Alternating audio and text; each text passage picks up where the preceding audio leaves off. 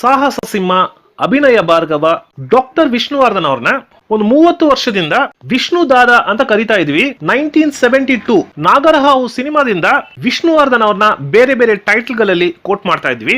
ಆರಂಭದಲ್ಲಿ ಹ್ಯಾಂಗ್ರಿ Young man ಅಂತ ಕರಿತಾ ಇದ್ವಿ, ನಂತರ ಸ್ಟೈಲಿಶ್ ಹೀರೋ ಅಂತ ಕರಿತಾ ಇದ್ವಿ, ಅದರ ನಂತರ ಸಾಹಸ ಸಿಂಹ ಅಂತ ಕರಿತಾ ಇದ್ವಿ, ನಂತರ ಅಭಿನಯ ಭಾರ್ಗವ ಅಂತ ಕರಿತಾ ಇದ್ವಿ.